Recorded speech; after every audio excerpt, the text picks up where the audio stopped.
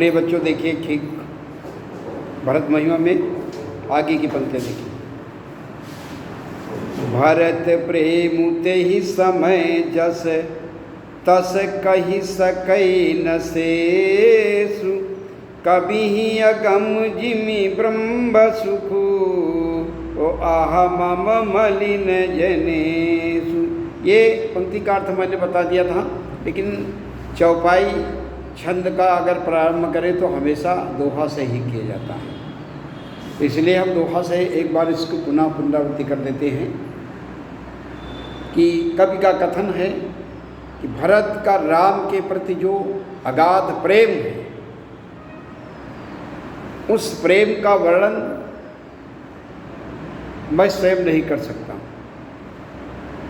यहाँ तक कि इसका वर्णन करने वाले या तो स्वयं शेषनाग जी हैं या ब्रह्मा जी हैं या शारदा जी हैं। इसके अतिरिक्त कोई ऐसा नहीं है जो राम और भरत के उस अगाध प्रेम की महिमा का वर्णन अपने मुखारविंद से कर सके। आगे देखो, आगे कहते हैं कि सकल स्नेह शिथिल रघुबर के, गए कोस दुई दिन कर ढर के, वो जल थल देखी बसे निस बीते, कीन गवन रघुनाथ प्रीते। भरत अपनी यात्रा पुनः प्रारंभ कर देते हैं और जब भरत यात्रा करते उस समय उनके साथ में जितने भी अयोध्या से जुड़े हुए लोग हैं, वह सब राम के प्रेम के वशीभूत होकर अत्यंत विह्वल हो रहे हैं। राम को पाने के उनके अंदर छटपटाहट हो रही है, इसलिए उनके स्नेह से बहुत शिथिल हो रहे हैं। इतना अगाध प्रेम राम का उनके हृदय और मानस पटल पर आ गया है कि मानो उस प्रेम के कारण वो शिथिल हो रहे हैं। सकल स्नेह शिथिल रघुबर के, गए कोस दुई दिन कर ढर के। दिनकर सूर्य का पर्यायवाची शब्द है और दिनकर से ही दिन की उत्पत्ति हुई है। दिन निकलता है तभी जब दिनकर आकाश मंडल पर अपना प्रभाव दर्शाने लगेंगे। तो इसलिए कहा कि वो 2 कोस की ही दूरी, सूर्य उदय से सूर्यास्त होते समय तक, ढरके का मतलब होता है अस्त होना, माने सूर्योदय से सूर्यास्त तक केवल 2 कोस की ही यात्रा कर पाए। प्रिय बच्चों, यहाँ कोस शब्द आया है, यह अपना पुराना मानक है। आज के मानक में ये नहीं है। आज किलोमीटर फरलांग में हम दूरी नापते हैं, लेकिन उस समय मील और 1-2 मील का एक कोस होता और योजन होते थे, उससे दूरी मापने का काम होता था। तो इसीलिए कहा कि वह केवल 2 कोस की ही यात्रा उस दिन कर पाए, और जहाँ पर जलु थलु देखी बसे निस बीते, और जहाँ रात्रि आ जाती थी वहाँ पर देखते थे यहाँ हमको रहने लायक सुंदर स्थान है, जल उपलब्ध है। ऐसे स्थानों का निरीक्षण और परीक्षण कर वह रघुनाथ प्रीते, और प्रभु श्री राम का अपने मन में प्रेम, प्रीति माने प्रीति, इसको जब शुद्ध करेंगे हो जाएगा प्रीति। राम के प्रति जो उनके मन में प्रेम है, प्रीति है, उसको उससे विह्वल होते हुए वो फिर रात्रि में विश्राम करते हैं। और दूसरे पक्ष की बात देखिए, उहाँ राम रजनी अवशेषा, जागे सीय सपन यस देखा। यहाँ तो भरत की ये दशा हो रही है, और वहाँ राम के पक्ष में देखिए क्या कवि कह रहा है, वहाँ राम रजनी अवशेषा। निश माने रात आया और रजनी माने भी रात होता है। तो वहाँ का मतलब वहाँ, वहाँ का मतलब कहाँ, जहाँ राम है वहाँ। वहाँ रात्रि का जो अभी अंतिम पहर आया, रात्रि शेष है, और उस समय राम की निद्रा खुल गई। जब राम की निद्रा खुली तो जागे सीय सपन यस देखा। इधर राम की निद्रा टूटी और उधर सीता माँ जानकी की भी निद्रा टूटी। तो जानकी को एक उस समय स्वप्न हुआ। और प्रिय बच्चों, जो प्रातःकालीन स्वप्न होता है वह बड़ा सार्थक होता है, सत्य होता है प्रायः।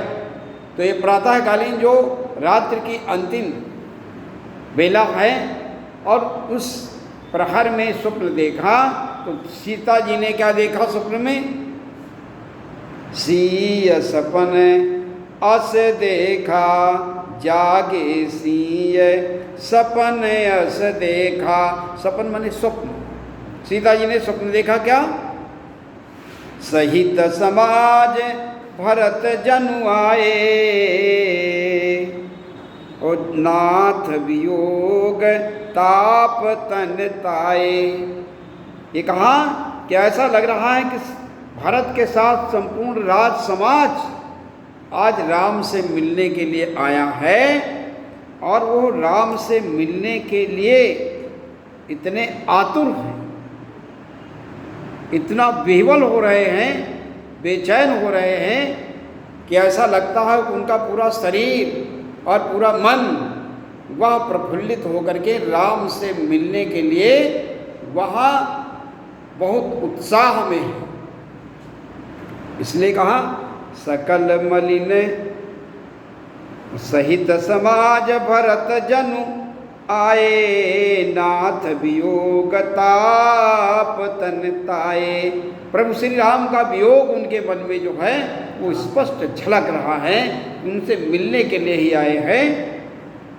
आगे कहा कि सुनि सिय वो सकल मलिन मन दीन दुखारी। और उन भरत के साथ जितने भी लोग आए हैं वो सब मन से बड़े दुखी हैं, बड़े मलिन हैं, मानो उनका बहुत कुछ खो गया है। देखी सासु आन अनुहारी। और उनको लगा कि आज हमारी जो सास माता है, माँ कौशल्या और कैकेयी सुमित्रा आदि जो माताएं हैं, वह भी आज बहुत ही विह्वल दशा में दिखाई पड़ रही है। आन अनुहारी और सुनि सिय सपन भरे जल लोचन, भये सोच बस सोच विमोचन। सीता जी के द्वारा जब राम ने इस बात को सुना तो राम जी जो स्वयं सबके संकट को हरने वाले हैं, सबके दुखों को दूर करने वाले हैं, वो स्वयं दुखों से समाहित हो गए। दुख के सागर में मानो वो खुद वो संलिप्त हो गए। जो प्रत्येक जीव जंतु नर नारी के जो है दुखों को हरण करने वाले हैं, आज स्वयं इतने दुखी हो गए हैं। सुनि सिय सपन भरे जल लोचन, भये सोच बस सोच विमोचन। लखन सपन यह नीक न होई, कठिन कुचाह सुनाई ही कोई।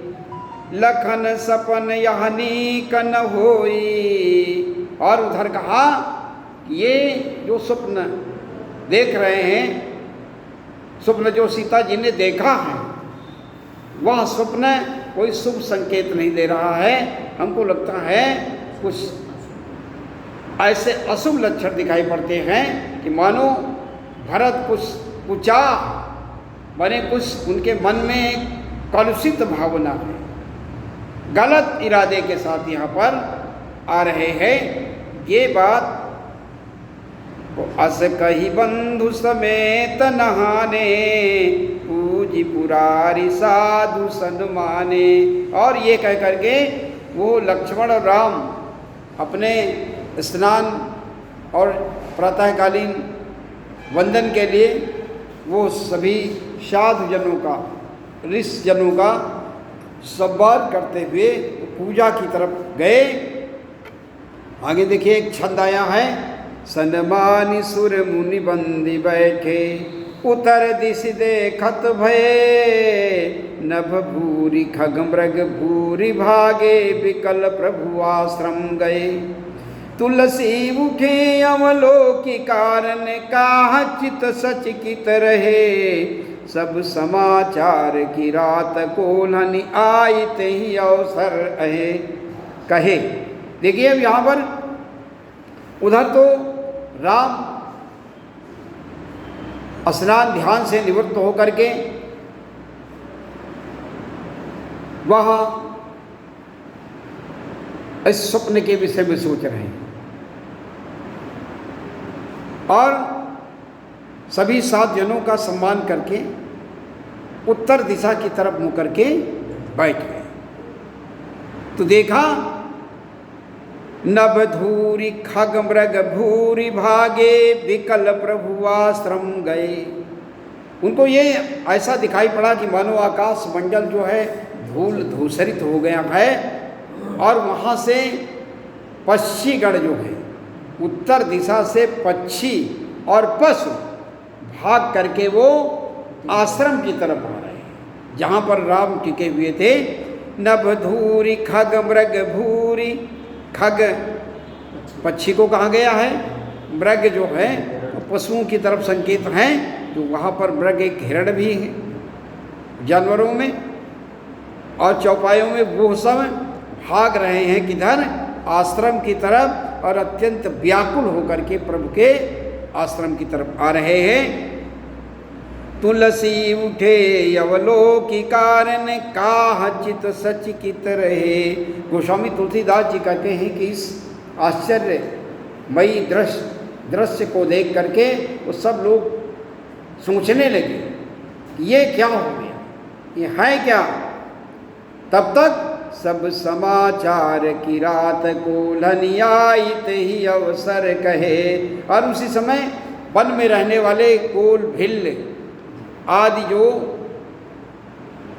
वहाँ पर जो जंगली लोग हैं, मानव हैं, वो आकर के यह बात राम से कही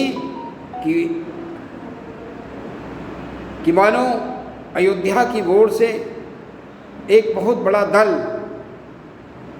आ रहा है और उसी की वजह से ये धूल आसमान को छू रही है और उनके आने से लोग इतना भयांकित हो रहे हैं कि वो आश्रम की तरफ बढ़ रहे हैं। एक दोहा और देख लीजिएगा, सोठा आ गया है। सुनत सुमंगल बैन मन प्रमोद तन पुलक भरे, शरद सरोरुह नयन तुलसी भरे स्नेह जले। और इस प्रकार की सुंदर वाणी को सुनकर के प्रभु श्री राम का तन और मन पुलकित हो गया, प्रसन्न हो गए। प्रभु श्री राम तो अंतर्यामी हैं, उनको सब कुछ पता हो गया था पहले से, इसलिए वह इस सुंदर संदेश को सुनकर के उनका तन और मन प्रफुल्लित हो गया इस प्रकार से कि शरद सरोरुह नयन और तुलसी भरे स्नेह जल। और उनके नेत्र इस प्रकार से सुंदर हो गए जैसे शरद ऋतु में कमल खिल जाता है और कमल की छवि बड़ी सुंदर हो जाती है। ठीक स्नेह के वशीभूत होकर के प्रभु श्री राम के नेत्र भरत से मिलने के प्रति अयोध्या से आए हुए जन प्रतिनिधियों और माताओं, गुरुओं और मंत्री आदि से सबसे मिलने के लिए उत्सुक होकर के उनके नेत्र प्रसन्नता के सागर में मानो उतराने लगे, प्रमुदित हो गए। आज मैं अपनी बात को यहीं पर